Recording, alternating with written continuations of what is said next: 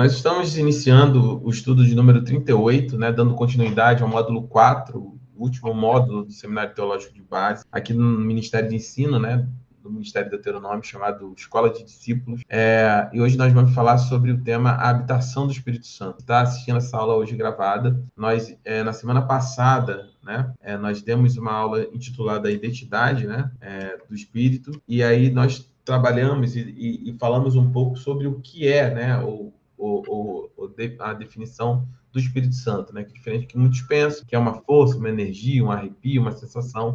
O Espírito Santo de Deus, ele é uma pessoa, né? A terceira pessoa da Trindade, e nessa primeira parte, né? Primeiros, vamos dizer assim, 50% do módulo 4, ele trata sobre a pessoa do Espírito Santo. Lá no módulo 1, nós tratamos sobre Deus, né? Pai, Deus de maneira geral, né? Como Deus opera toda a criação. Depois falamos um pouquinho sobre Deus Pai. No último módulo 3, ouvimos um pouco sobre Jesus Cristo, né? Sobre cristologia, a pessoa do Deus Filho, e estamos falando agora sobre o Espírito Santo. Mas antes de nós darmos continuidade, eu vou pedir assim para orar, para que nós possamos iniciar em nome de Jesus. Pode orar. Amém. Pai querido, Pai amado, nós queremos te agradecer, Senhor, por mais esse dia, Senhor, pela oportunidade de estarmos aqui mais uma vez reunidos para aprendermos mais de Ti, da Tua palavra, Senhor. Que o Senhor venha abençoar cada um aqui presente, Senhor.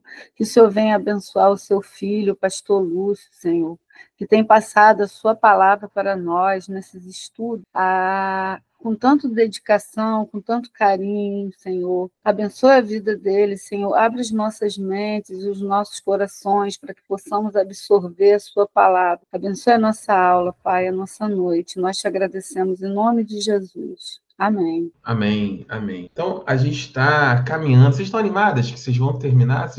Depois de quase 3 anos, né? Vocês estão caminhando para terminar a escola de discípulos, né? Depois vão se ver formadas, né? E aí eu vou começar a orar para que Deus toque, né? Pelas professoras. E vou iniciar lá no Pastor Rodrigo. Oi? Quero diploma. Eu vou terminar e vou voltar lá no Pastor Rodrigo. Amém, amém.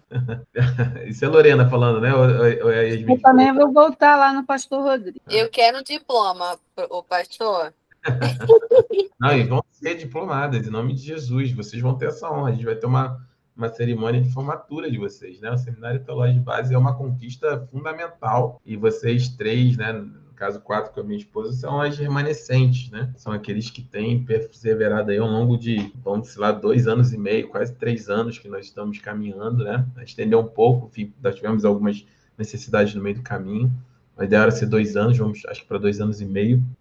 Mas vocês são as remanescentes e precisam ser honradas. Não é simples, não. Você ser fiel ao ensino, cansado, depois de um dia de trabalho. É um preço que nem todos querem pagar, né? Essa é a verdade, né? E o conhecimento de Deus, ele é necessário, né? A gente entender melhor. Eu acredito que se cada um de nós, inclusive eu, tá? Até nós que damos aula, e o sentimento que você tem, Lorena, é o mesmo que eu tenho, tá? De que eu ainda não sei nada.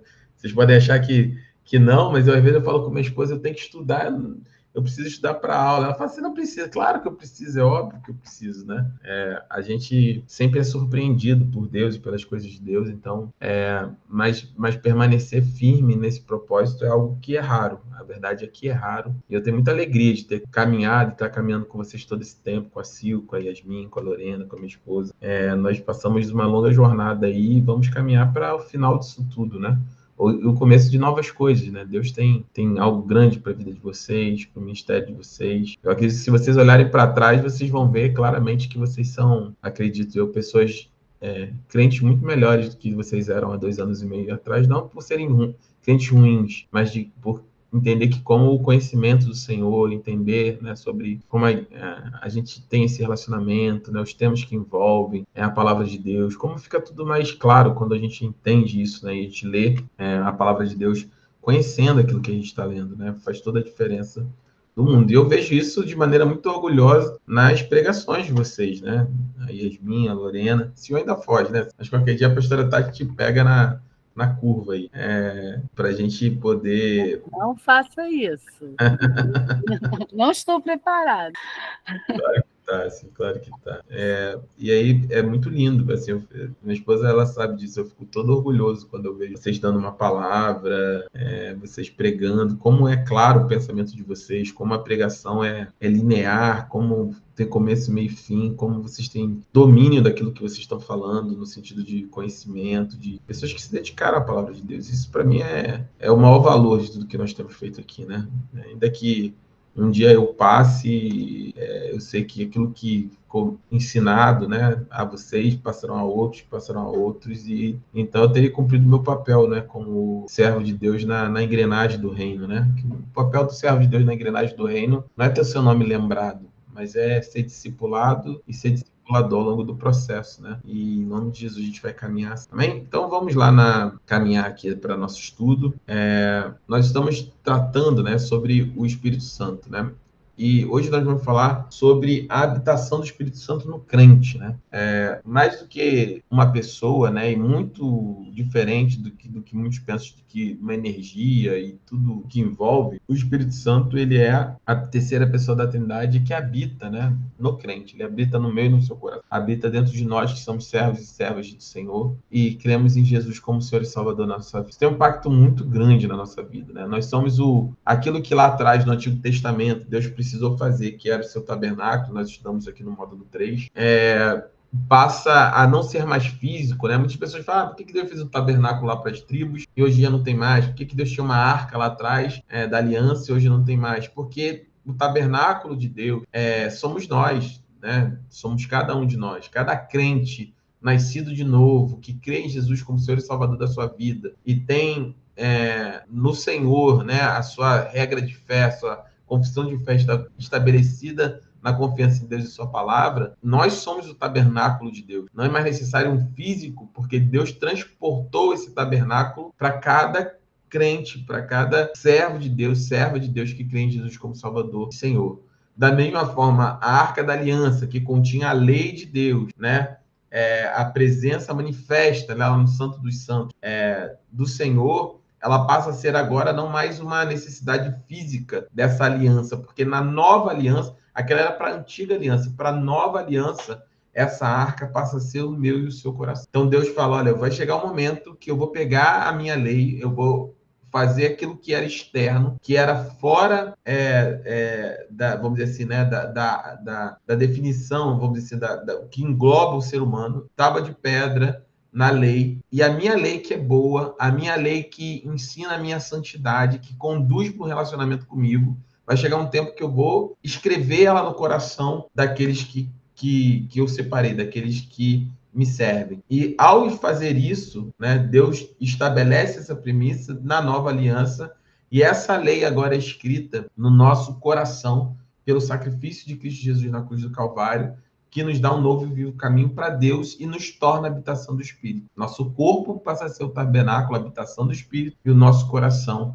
passa a carregar a lei do Senhor, e está escrito dentro da nossa alma, no nosso coração, aquilo que são os preceitos da palavra de Deus, e nós passamos a ser a habitação do Deus vivo através do Espírito. Nós somos aqueles que carregam a presença do Senhor nos dias de hoje, como a Arca da Aliança e o tabernáculo carregavam lá atrás na antiga aliança. Então, a gente vai ver algumas verdades fundamentais aqui. 1 Coríntios 3,16 diz assim, vocês não sabem que são santuários de Deus e que o Espírito de Deus habita em vocês? Isso é uma declaração do apóstolo Paulo.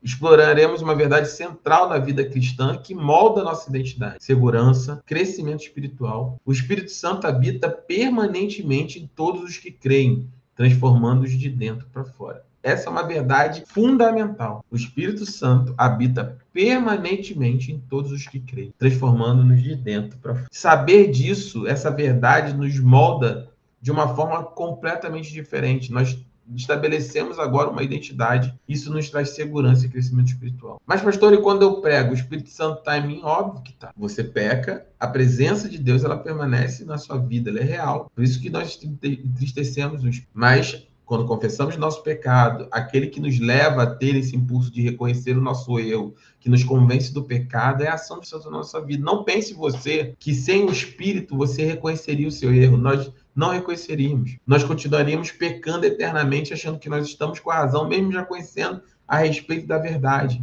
Porque a verdade que nos molda, que nos transforma, é a presença de Deus em nós, a presença do Espírito em nós. Então, todas as vezes que você erra, que você se sente incomodado, não é você, não é a sua consciência. Que a nossa consciência, ela é má, ela é caída. Mas é o Espírito que habita em nós, nos incomodando para que nós confessemos, reconhecemos o nosso erro.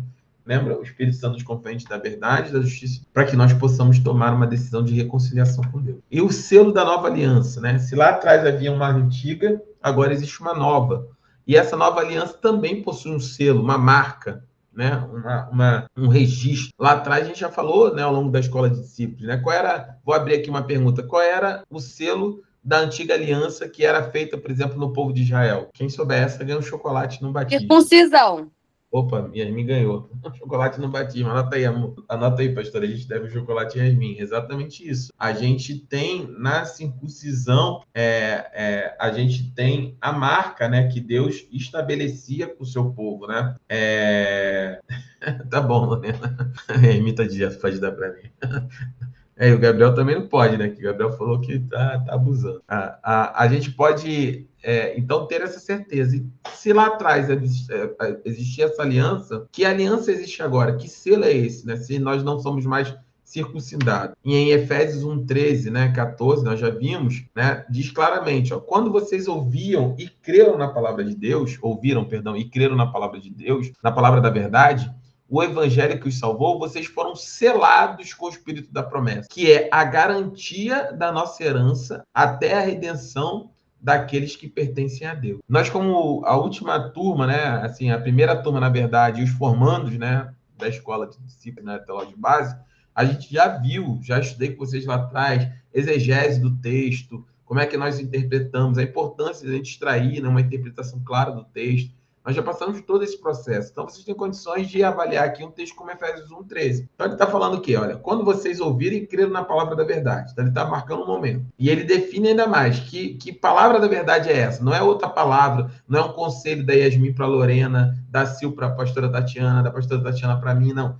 Não é uma palavra qualquer, não é uma palavra de verdade qualquer. Paulo faz questão de definir. A palavra da verdade é o evangelho. O que é o evangelho? As boas novas, as boas notícias que nos salvaram. E que boa notícia é essa que nos salvou? Que Deus amou o mundo de tal maneira que deu seu Filho unigênito para que todo aquele que nele crê não pereça, mas tenha vida eterna. Essa é a boa notícia. Nós vimos em Colossenses agora, domingo, nós éramos inimigos de Deus, mas agora nós servimos a um Deus que porta todas as coisas, que sustenta todas as coisas pela palavra do teu poder, porque dele, por ele, para ele são todas as coisas. Então, essa novidade, né, essa boa notícia era, você era inimigo, Yasmin, Lorena, Sil, vocês eram inimigas de Deus, eu e minha esposa eram inimigos de Deus, mas agora nós temos paz com Deus. E essa paz é alcançada por aceitar a Cristo como Senhor e Salvador. Então ele faz questão de classificar. Qual é essa palavra da verdade? Qualquer uma não, uma única palavra.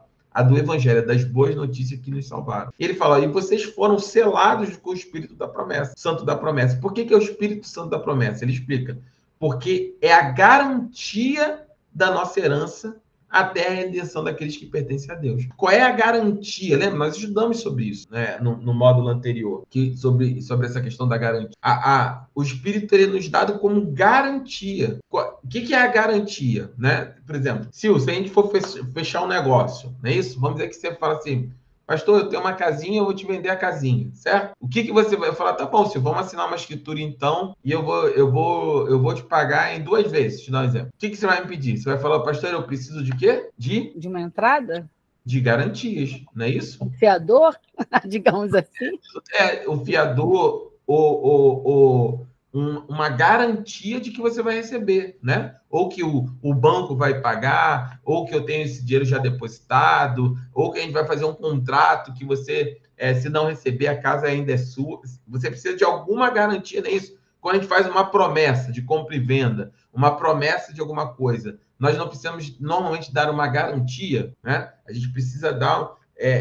como no casamento, a Yasmin e o Gabriel se casaram. Quando o Gabriel prometeu a Yasmin fidelidade, amor eterno, amá-la e respeitá-la diante do altar de Deus, e quando a Yasmin prometeu ao Gabriel isso, né, eles deram como símbolo, como garantia, como representatividade dessa promessa as suas alianças, não é isso? O que a aliança no dedo de um casal representa? A aliança é essa garantia, né? É a afirmação daquilo prometido, né? Então, o Espírito Santo, ele é essa garantia. Jesus falou, olha, é necessário que eu vá para que mande para vocês o Consolador. E o Consolador, o Espírito, é a garantia. Mas a garantia de quê? A garantia, ele explica, é a garantia da nossa herança. E qual é a nossa herança? Que nós somos filhos de Deus, que nós reinaremos com Cristo, que nós seremos salvos da morte eterna, porque nós cremos em Jesus como Senhor e Salvador da nossa vida. A salvação é uma herança que Jesus nos deu, nos deixou. Nós somos co-herdeiros.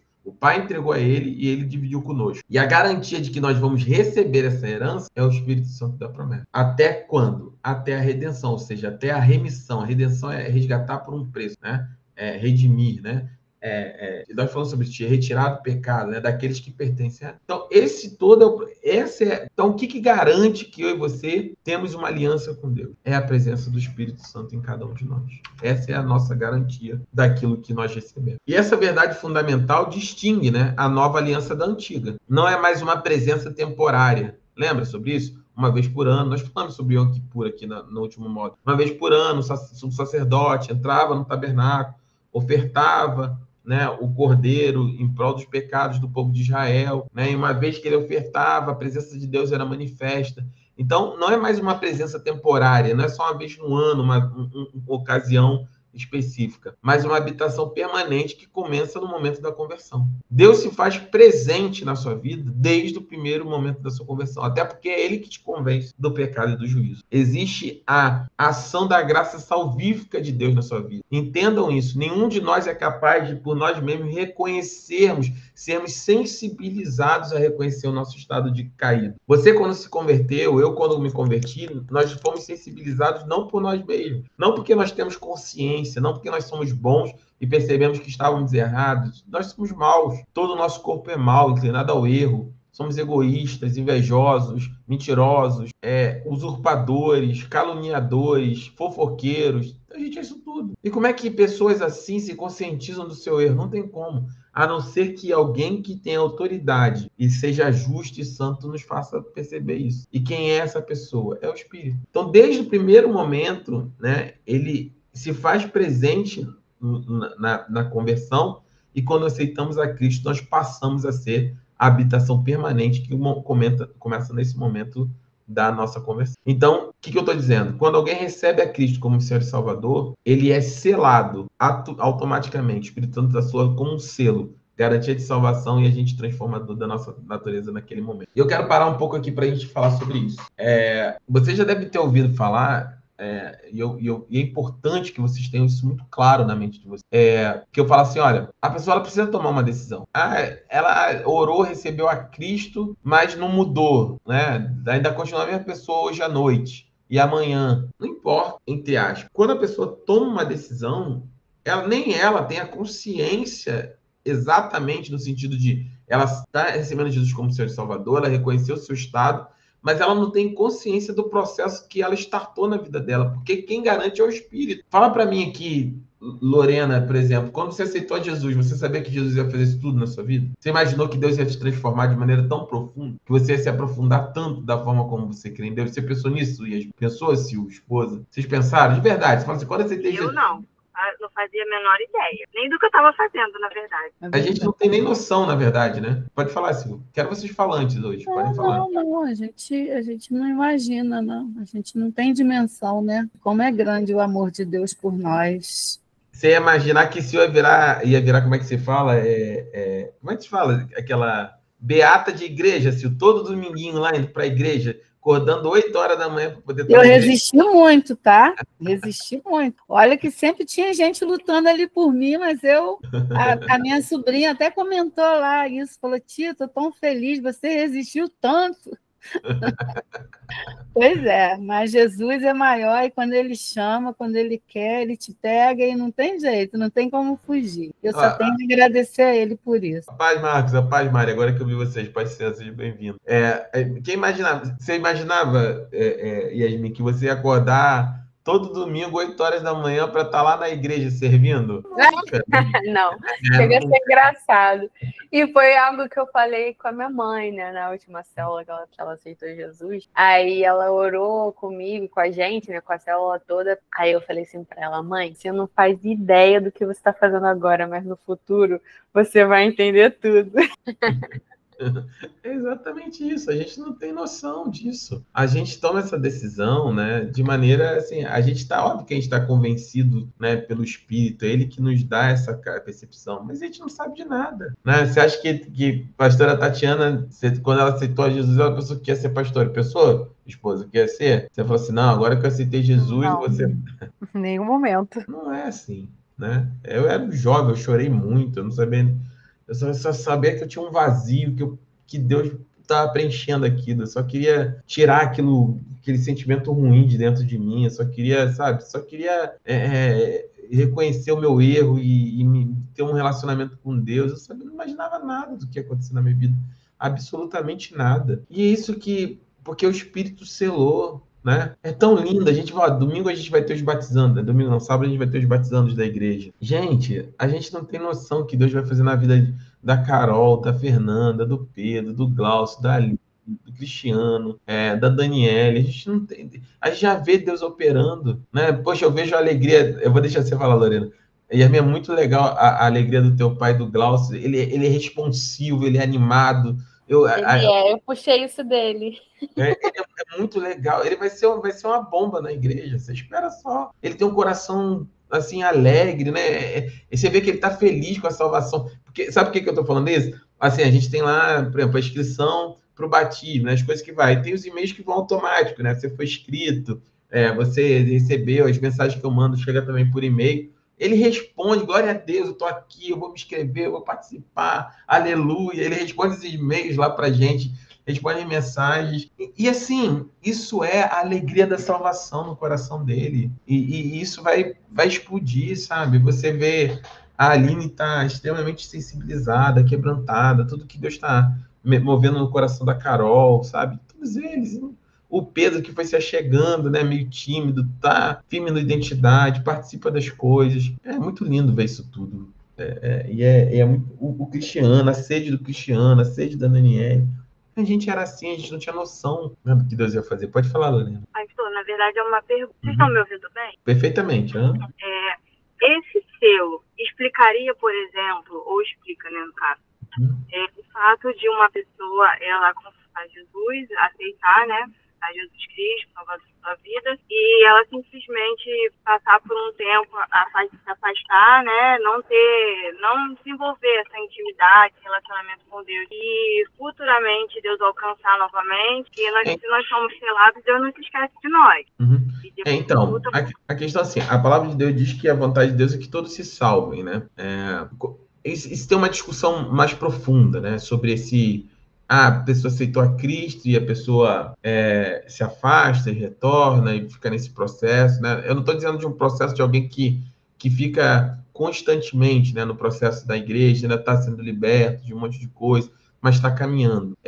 A Bíblia relata vários e vários casos, eu vou dar o mais famoso deles, por exemplo, que é Judas Iscariote, de pessoas que Judas reconheceu Jesus como Senhor, certo? Judas reconheceu Jesus, viu o que Jesus fez, participou das coisas de Jesus. Ele foi contado entre os 12, mas Judas ele não se converteu de coração. A Bíblia diz que ele era ladrão, né? Que ele roubava das ofertas que Jesus, né, recebia do seu ministério, que o saquetel era furado, ele ficava preocupado que estava quebrando o perfume para ungir Jesus, que podia ser vendido por alto preço sob a desculpa que teria que dar aos pobres. Então, assim, é possível pessoas estarem frente a frente com o próprio Deus e mesmo assim não se converterem, terem frutos de remorso, frutos de arrependimento, se encontram com o Senhor, choram, mas não há mudança. O selo, né, da nova aliança, né, vocês precisam ter isso, a presença do Espírito. Qual é a maior evidência que nós podemos ter nessa caminhada? É a mudança. Não é a perfeição, é a mudança.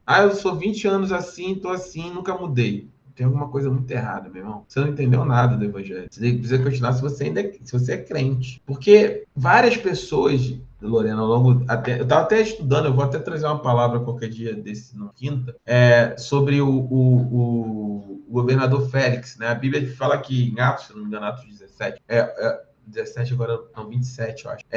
O governador Paulo é levado até Félix, né? E a Bíblia diz que Félix, ele conhecia o caminho, literalmente isso, fala assim, o Félix era profundo conhecedor do caminho, o caminho no sentido de evangelho mesmo, o caminho. E Paulo falava, ele levava Paulo até ele, e Paulo falava do reino, do arrependimento, de tudo que Jesus tinha feito, tal. E ele se espantava, ele se assustava, porque ele era confrontado com a verdade, ele mandava afastar Paulo. E a Bíblia diz que ele falava assim, não, se afasta de mim, saia da minha presença, que no momento oportuno eu te chamo de novo para você falar dessas coisas. Então tem pessoas que vão ouvir, vão ser confrontadas pela verdade, vão sempre afastar Jesus esperando um momento que elas acham oportuno. É o famoso, eu ainda não estou pronto para aceitar Jesus. A verdade é que ninguém está. Essas pessoas dizem, não estou pronto ainda para aceitar Jesus. Na verdade, elas já foram como Félix, elas foram confrontadas pela verdade, mas estão escolhendo o erro. Não existe meio termo, não existe meio crente. Mas fulano já está trabalhando na vida. Não, meu irmão. Ou é sim ou é não. Não tem, eu não estou pronto. Você precisa tomar uma decisão. Então, assim, as pessoas, Deus não se esquece. Óbvio que o Espírito trabalha, né? Deus já alcança, Deus busca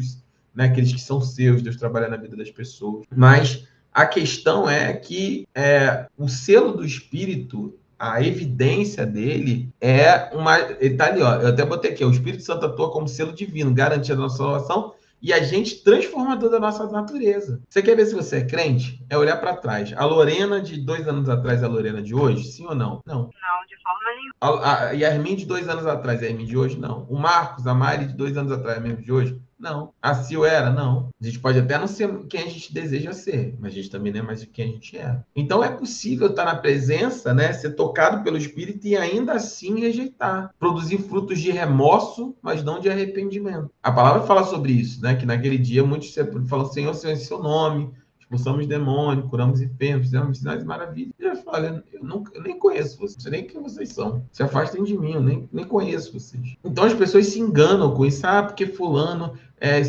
não aceitou, mas tá longe. Não, ele ama mais o mundo que a Cristo, ele ainda não entendeu. Ela ainda não entendeu, ele ainda não entendeu. Óbvio que você não pode julgar isso no novo convertido na primeira semana, no primeiro mês. Tem que esperar o processo, né, na vida das pessoas. Mas tem que ter o processo, é isso que eu estou tentando dizer. Tem que haver o processo. Acredito que quando vocês converteram, por exemplo, né, vocês aceitaram Jesus. Continuar com as mesmas práticas, saindo, né, indo para balada, para noitada, bebendo, fazendo, vivendo uma vida como vocês viviam até então. Mas no processo, chega uma hora que você fala assim, não, peraí, isso aqui não é mais para mim. Tem alguma coisa errada, isso não me dá mais prazer como dava antes. Mais do que isso me dá um sentimento de sujeira, de não estar bem nessa situação. Seu espírito. Entendeu, Lorena? Pastor, obrigada. O espírito incomoda, né? Você fica com uma sensação de culpa, eu acho. Sei lá, uma sensação ruim quando você está em um ambiente que não é mais aquilo para você. Pelo menos eu me sinto assim.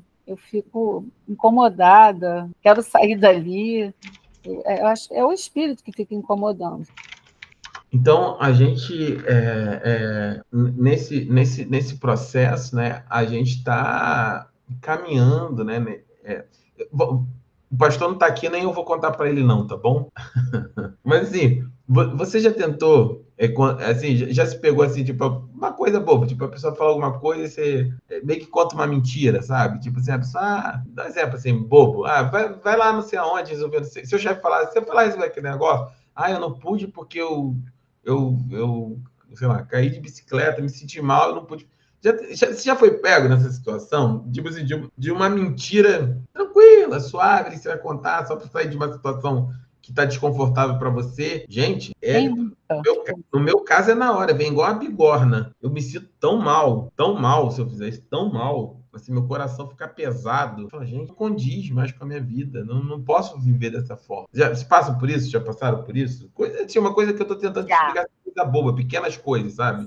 Sim, com certeza. Abre o microfone, fica à vontade. Lorena, Yasmin, Mari, Marcos, fica à vontade. Hein? Quem nunca passou por isso? É muito difícil, né? Eu passei sexta-feira quarta-feira passada, mas não foi nem por mentira. Eu tava no trabalho e aí eu tive um problema de outra situação, não era nem de trabalho, no celular, e eu tava muito irritada, frustrada também. E aí eu tenho uma colega de trabalho, só tínhamos nós duas lá no dia. Ela tem muitas questões, passa por muitas dificuldades, tem um filho autista severo, e aí ela tava tentando desabafar comigo, falar das dificuldades dela com o filho. Ela estava ali falando, e eu no celular, com o meu problema, que não chegava nem o tamanho do problema dela, respondeu um áudio. Aí eu saí da sala, falei, Raquel, só um minutinho que eu já volto. E aí eu saí da sala para responder o áudio. Quando eu saí para responder o áudio, me veio na mesma hora. Nossa, o quanto eu sou ridícula, porque olha o tamanho do problema dela, e eu tô estressada por um problema que eu posso resolver amanhã. Eu desliguei o celular, o áudio que eu ia gravar, eu fui lá com ela, falei, Raquel, me desculpa, eu tava falando disso. E aí ela continuou falando, mas assim, foi na hora, foi uma martelada na hora. É exatamente isso, assim, isso é o espírito em nós. Esse incômodo, né? Essa régua moral não é nossa, não é nossa. É o espírito, né, operando em nós, né? Quando você fala de forma grosseira com alguém, quando você dá um fora, né? Quando você se irrita, se ira, isso tudo é Deus operando em nós. Isso tem a ver com o selo do espírito na nossa vida. Então, continuando aqui, eu vou terminar esse slide e vou pedir para vocês me ajudarem no próximo. A nossa nova realidade como templo do Espírito, né? 1 Coríntios 6, 19 e 20 diz o seguinte: acaso não sabe que o corpo de vocês é santuário do Espírito Santo que habita em vocês, que lhes foi dado por Deus, e que vocês não são de si mesmos? Vocês foram comprados por alto preço, portanto, glorifique a Deus com os corpos de vocês. 1 Coríntios já estudou, né, na carta para o Novo Mundo, né, nós já passamos por ela, né, aqui ele está falando literalmente da parte de pecados sexuais, né, de prostituição, vamos dizer assim, né, qualquer, tem um termo que fugiu agora, né, eu estou com pornografia, mas não é pornografia, impureza, ele tem um outro nome, outro termo que fala que é qualquer tipo de relação sexual fora do casamento, né? Tudo que envolve esse aspecto fora da relação homem-mulher, dessa situação. E tinha uma discussão, né? A gente viu lá atrás também sobre a questão dos gnósticos, né? De achar que sexo era sujo, enfim, ele vai fazendo toda uma arrazoada aí sobre sexo no casamento, sobre outras questões. Então, mas a gente viu lá atrás sobre isso, e essa é a percepção, que nós somos templo do Espírito Santo, né? Que nós somos a habitação dele, e por isso que nós devemos nos guardar, glorificar a Deus, inclusive com os nossos corpos, né? Então, através dessa habitação, experimentamos uma nova realidade espiritual. Somos templo do Espírito, capacitados para viver em santidade, equipados para o serviço e fortalecidos para enfrentar os desafios da vida cristã. Esta presença divina nos garante orientação constante, poder para vencer o pecado e intimidade profunda. Isso é muito lindo, né? Ver como Deus usa nossas vidas como templo, como habitação dele para fazer tantas coisas. Eu gosto muito desse termo, né? Até por ter aqui, equipados para o serviço. Nossa, quando a gente começa a trabalhar na igreja, a gente acha que não vai dar conta, que não vai saber, que não tem como, e Deus vai, sabe? Vai sustentando, vai montando. Aí o medo começa a dar lugar a sonhos, né?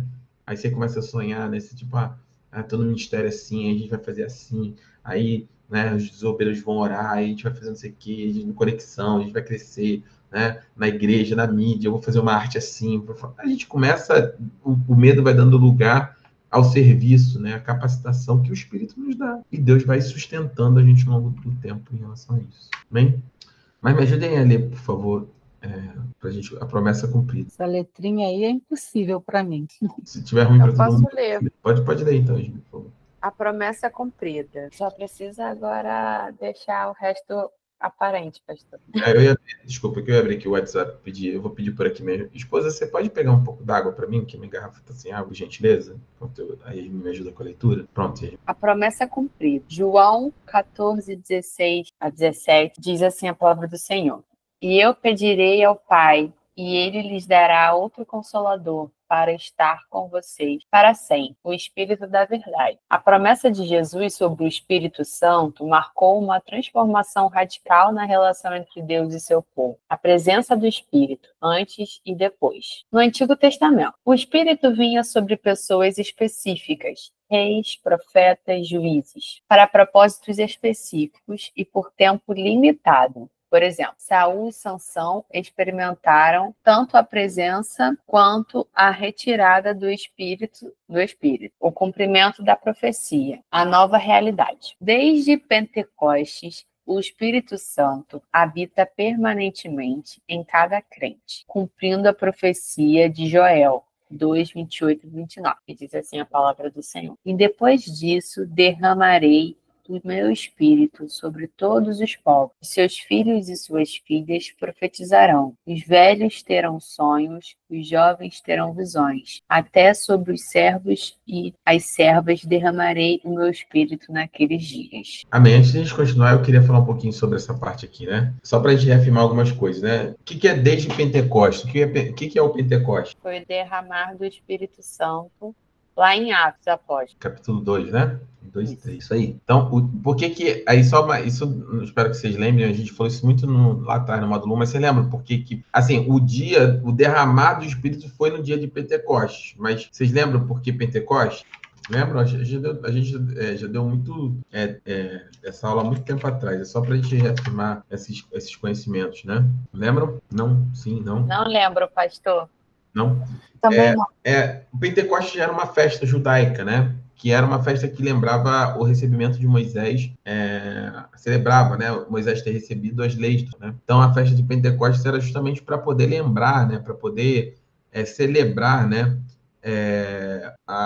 O recebimento por Moisés das tábuas da lei. E olha por que eu estou batendo nisso? Olha como é que é importante a gente saber essas coisas e poder vincular. Vou fazer o deparo aqui. Pentecostes era uma festa onde celebrava Moisés, que era o maior expoente da Antiga Aliança, né? A lei de Moisés, né? Ele era o maior expoente da Antiga Aliança. Então, a lei de Moisés, quando Moisés recebe de Deus a lei e é estabelecida a Antiga Aliança. Então, olha como é que Deus é lindo. Qual era o dia correto, ou qual era o melhor dia para o Espírito ser derramado, para nós recebermos o selo da nova aliança?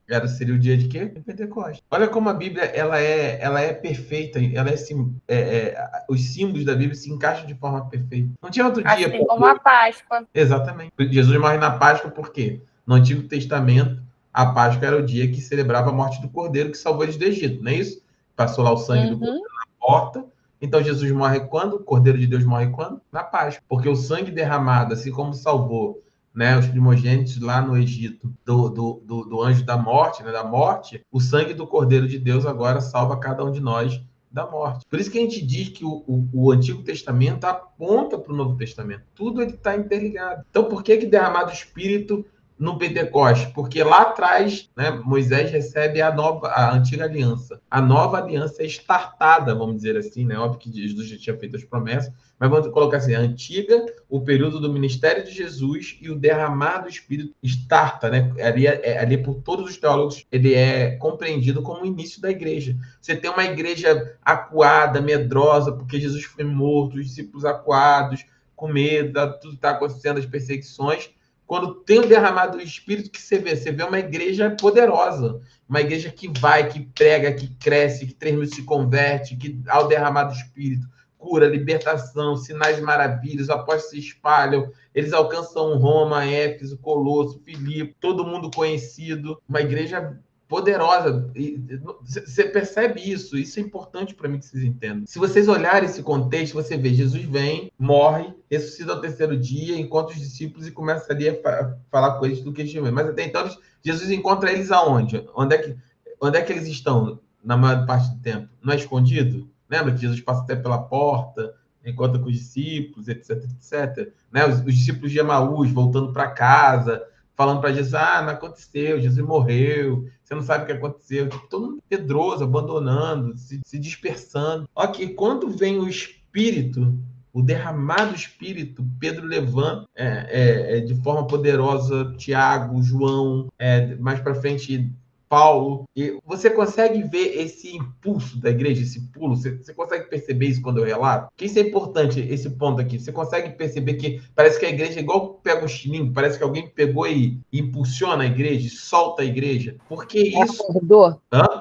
Acordou? De se despertar, essa força para fazer isso tudo. Vocês percebem isso? Que é importante que eu entendo, que vocês entendam e percebam isso. Por quê? Porque isso é justamente a definição de poder, de dunamis. Lembra que nós falamos de dunamai, de receber do Espírito? É de dentro para fora, essa explosão, essa força que leva você a fazer mais. Quem vai levar o conexão à frente de Gabriel e Yasmin. Não é o Gabriel e Yasmin, é o poder do Espírito neles. A diaconia é o poder do Espírito na Lorena, no trabalho de obreiro, o poder do Espírito na Sil, do Marcos e a Mariana, né, no som, na mídia. É o poder do Espírito, é Deus que te leva a falar, é Deus que te leva a fazer, é Deus que fortalece, é Deus que te impulsiona. Isso é o Espírito, isso é o poder do Espírito. O poder do Espírito não é eu ir para o culto como pastor e revelar o CPF de ninguém, não.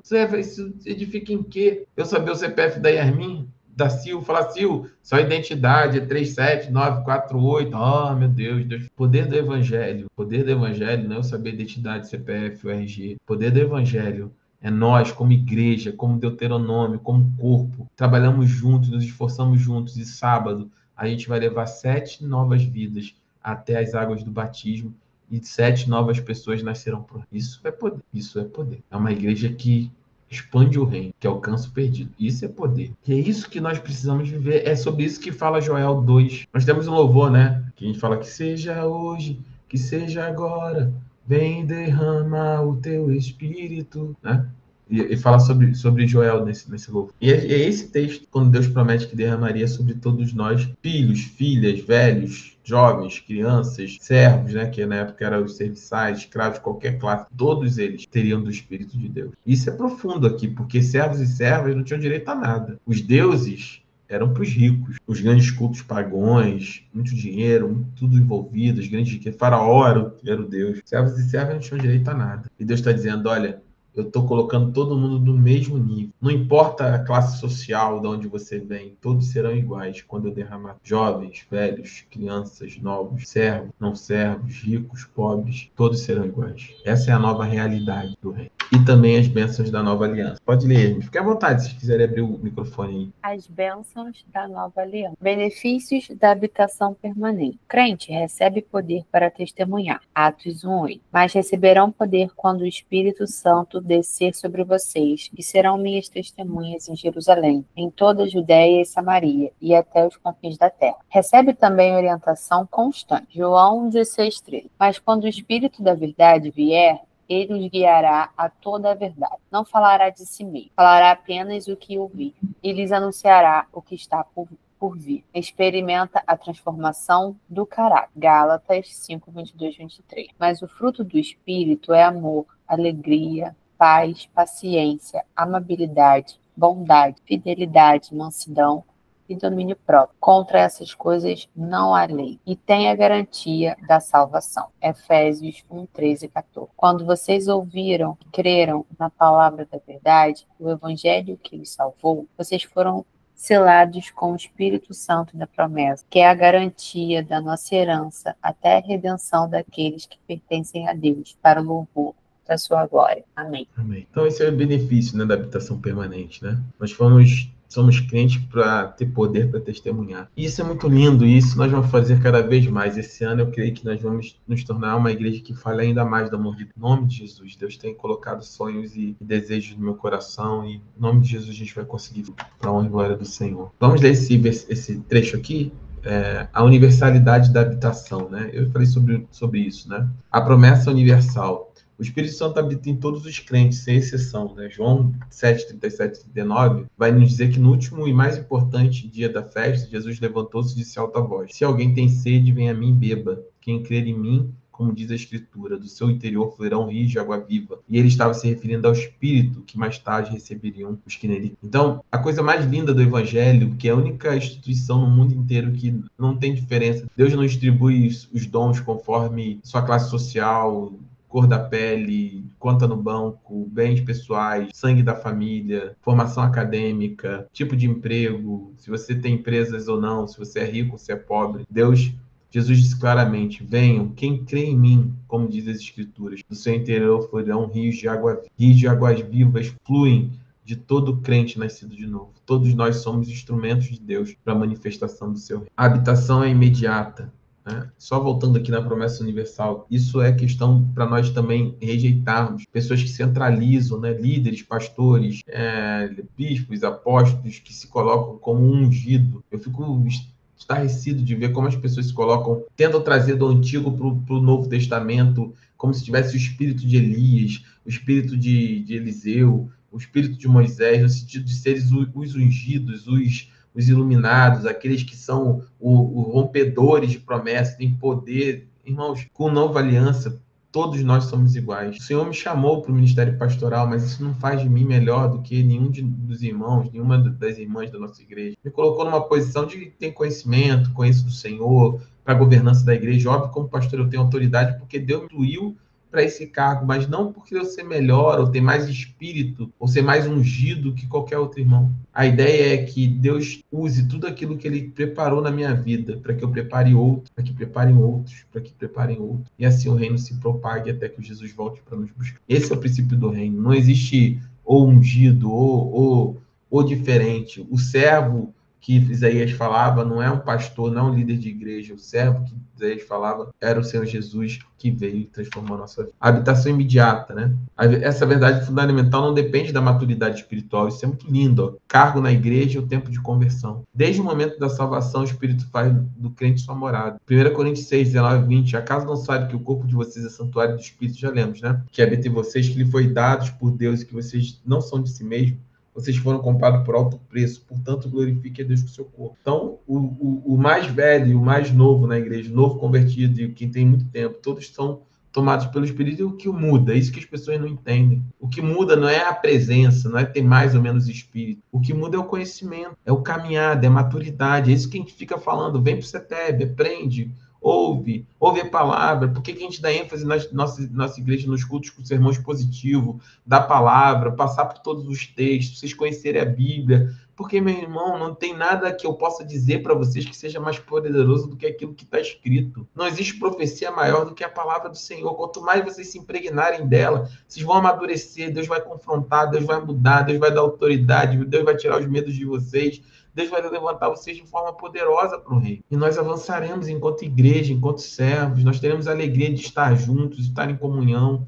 Ninguém vai ter inveja de ninguém, ninguém quer o lugar de ninguém. Nós caminhamos como um só. Por fim, a gente encerra hoje no horário, né? Às 9h20 eu vou terminar. Testemunho do Espírito. Não há cristão verdadeiro sem o Espírito, né? Romanos 8:9. Entretanto, vocês estão sob o domínio não estão sob o domínio da carne, mas do Espírito. Se de fato o Espírito de Deus habita em vocês. E se alguém não tem Espírito, não pertence. Essa realidade é tão fundamental que Paulo afirma que é impossível chamar Jesus de Senhor sem o Espírito Santo. 1 Coríntios 12:3 diz: portanto, eu lhes afirmo que ninguém que fala pelo Espírito de Deus diz Jesus seja amaldiçoado. E ninguém pode dizer Jesus é Senhor, exceto pelo Espírito. É o que eu estava falando. Ninguém reconhece a Jesus como Senhor e Salvador se não for o Espírito Santo de Deus. E ninguém que fala contra a igreja do Senhor, que fala contra o Jesus, né, que não reconhece Jesus como Senhor e Salvador. Por isso as seitas e heresias. Você quer saber o que é uma seita e heresia? Fala de Jesus. Testemunho de Jeová, aceita de Jesus como Senhor e Salvador? Não. É um Deus menor. Heresia. Jesus ele é o ponto central de todas as coisas. Reconhecer Jesus como Senhor e Salvador é o que difere todas as coisas. Selo divino, né? O Espírito é o selo divino que marca a nossa identidade como filhos de Deus. 2 Coríntios 1:21-22 diz que é Deus que nos confirma com vocês. É Deus que nos confirma com vocês em Cristo e nos ungiu. Ele nos selou e nos deu o Espírito do nosso coração como garantia. E a garantia de nossa herança eterna, né? Então, o apóstolo Paulo está falando, é Deus que nos confirma com vocês em Cristo e nos ungiu. Eu falo, esse texto é muito importante. Eu falo muito com os pastores, né? Quando eu comecei, a pastora Jéssica, o pastor Rodrigo, falo muito com minha esposa, com a pastora Tânia também. Quem confirma, né, no coração da igreja, o nosso ministério é o Espírito. Não existe autoimposição. Não existe como eu chegar assim, vocês têm que aceitar fulano, Beltrano, eu, ou qualquer um como pastor. É o Espírito. A igreja responde ao Espírito. Porque o Espírito é que fala, é o Espírito que garante, é o Espírito que direciona. Por isso que nós cremos numa liderança espiritual. Por isso que eu não gosto, né, não permito na nossa igreja que tenha a imposição de reconhecimento no sentido de assim, eu sou pastor, tem que me dar honra, tem que me reconhecer. Não, meu irmão, fica à vontade. Fica à vontade. Tem pessoas lá atrás que começaram a caminhar conosco e vão se transformando, e vão mudando, e vão reconhecendo. Pessoas que não reconheciam, não me chamam nem de pastor, eles já chamam. Nada incomoda, não incomoda. Porque eu creio que é Deus que dá essa autoridade, é Deus que reconhece, é Deus que mostra, é Deus que sela. O povo escolheu Saul, Deus escolhe Davi. E é Deus que confirma Davi, é Deus que confirma o reino dele. E assim é na nossa vida, no ministério que vocês lideram ou irão liderar. É Deus que confirma vocês. Não fiquem preocupados quanto a isso. Você não precisa impor, você não precisa reafirmar. É Deus que firma o seu ministério. E é Deus que confirma no coração da igreja o seu ministério. Levem isso para a vida de vocês. Porque quando nós nos preocupamos com isso, nós nos preocupamos com cargo, com reconhecimento, entra a vaidade, entra a divisão na igreja, entra querer ser melhor, pior. Ah, será que eu vou botar o pastor Rodrigo e vão gostar mais? Será que eu vou botar a pastora Tatiana e vão gostar mais? Será que... Irmão, a igreja é do Senhor. E que o Senhor seja louvado todos os dias no meio da igreja. E nós vamos caminhar como uma igreja, como um corpo. Isso vem do Espírito. E essas evidências, né, eu já falei aqui, né? Como você reconhece a presença do Espírito em sua vida? Primeiro de tudo, sempre falo, Gálatas. Qual é o mantra do pastor Lúcio? Gálatas, capítulo 5. Qual é o mantra do pastor Lúcio? Gálatas, capítulo 5. Tudo está ali. É ali que é o fio. Como você reconhece a presença do Espírito em sua vida? Primeiro, considera o fruto. Você tem fruto do Espírito? Mas o fruto do Espírito é amor, alegria, paz, paciência, amabilidade, bondade, fidelidade, mansidão e domínio próprio. Ah, não tem nenhum disso, meu irmão. Então, alegria, pastor, tem que ser alegre, felizinho o tempo todo. Ninguém está dizendo isso, mas também ser um crente arrasta a corrente, ninguém aguenta. Às vezes me falta paciência. Mas Deus trabalha, né? Em mim também. Não é uma virtude minha, paciência. Tem que orar muito para Deus me dar. É engraçado que é o que eu falei. Às vezes a gente confunde, eu estou até conversando com umas pessoas, paciência com mansidão. Você precisa aprender a identificar o que te falta, né? Paciência é respirar aquela última vez, né? Em mansidão é a resposta, né? Quando vem indignação, como é que você reage? Né? Como é que você contra-ataca, né? Com mansidão, com domínio próprio ou com intempestividade? É o que eu falo Eu sempre. sou mansa, mas não sou muito paciente também, por mais que não pareça. Mas eu acho que pelo meu jeito de ser mansa, as pessoas imaginam que eu sou paciente. Mas eu só sou mansa. Você conta até 3 várias vezes, então, antes de... 3 é pouco, pastor. 3 é pouco, conta até 10. Ou não conta, né? Não ter paciência, não contar. Eu, por exemplo, assim, por incrível que pareça, eu sou muito paciente. Eu sou uma pessoa paciente, sou. Mas, às vezes, eu preciso vigiar muito na minha reação. Quando eu perco a paciência, esse é o ponto para mim de perceber, assim... Eu sou muito paciente. Você vai falar, vou falar, beleza, isso aqui, lá. Eu vou levando. Conversa. Quando sai da graça, só Jesus. É isso. Mas a minha reação é muito, sabe? Muito, né? Muito, assim, parece um trem sem freio, né? Então é isso que a gente precisa trabalhar. Isso é o fruto do Espírito que vai se fazendo, pelo Espírito, né? Tá se sentindo assim, jejua, quebrando o teu espírito, né? Esses tempos atrás eu estava me sentindo muito fragilizado, né? Com algumas coisas que estão acontecendo na minha vida, preocupado e às vezes meio choroso, sabe? Eu não sou uma pessoa, assim, eu sou chorão, mas não sou choroso, né? Tipo, ficar sensibilizado, fragilizado diante de situações é raro na minha personalidade. Mas estava assim, e você vê que isso não é normal. Então, ora, jejua, Deus estabelece meu equilíbrio emocional de novo, me centra de novo, me centra na confiança no Senhor, naquilo que Deus tem para minha vida. E Deus vai trabalhando, Deus vai limpando, vai mudando, vai transformando. Então essas são as evidências na vida do crente, né? Enquanto essas coisas não há lei. O direcionamento de suas decisões, a transformação progressiva do seu caráter, tudo do seu espírito. E aí você precisa pensar que evidências você pode identificar da obra do Espírito e seu crescimento espiritual. Esse talvez seja, e eu vou deixar para a próxima aula essa tarefa, né? Quando o Espírito passa a habitar, eu vou deixar essa pergunta aqui para vocês trazerem, né? Para a gente abrir a próxima aula com essas respostas. Que evidências você pode identificar da obra do Espírito e seu crescimento. Reflitam sobre isso e nós vamos falar sobre isso na próxima semana. Já passamos aqui 3 minutos do nosso tempo, mas eu vou encerrar a nossa aula. Muito lindo, né? O Espírito, né? Muito lindo, muito, muito lindo. Deus é maravilhoso. Amém? Vamos orar para nós encerrarmos. Eu vou pedir em nome de Jesus que a Lorena ore para a gente poder encerrar a nossa aula. Para a honra e glória do Senhor. Amém? Amém. Pai querido e amado, Senhor, nós te damos glória, Senhor, por esse dia, Senhor. Agradecemos, Deus, por essa aula, Senhor. Agradecemos por tudo que o Senhor tem transformado em nossas vidas, Senhor, por ter se revelado a nós, por ser quem é, Deus. Nós agradecemos, Senhor, pelo Teu Espírito habitar em nós, por o Senhor ter nos proporcionado essa honra, Senhor, meu Deus, de ter comunhão com o Teu Espírito, Senhor. Que o Senhor possa, a cada dia, Deus, nos fazer entender, Senhor, a profundidade das coisas que o Senhor fez, de quem o Senhor é e daquilo que o Senhor fará, Pai. Que o Senhor possa continuar, Deus, mantendo esse espaço, Senhor, meu Deus, para que não só nós, mas outros irmãos, Senhor, possam ter conhecimento do Senhor, que o Senhor possa levantar novas pessoas, Senhor, para dar aula, para ministrar, Deus, porque é muito importante, Senhor, que cada um conheça verdadeiramente quem é o Senhor, Deus, não só no íntimo, no secreto, mas que nós tenhamos, Senhor, a oportunidade de nos aprofundar em conhecimento, Deus. Obrigada, Senhor, pela oportunidade que o Senhor nos deu através da vida do pastor, através do ministério, Deus. Nós somos imensamente gratos, não só eu, mas eu tenho certeza que a Yasmin e a Sil também, Deus. Obrigado por nos conduzir, Senhor, ao longo desses anos.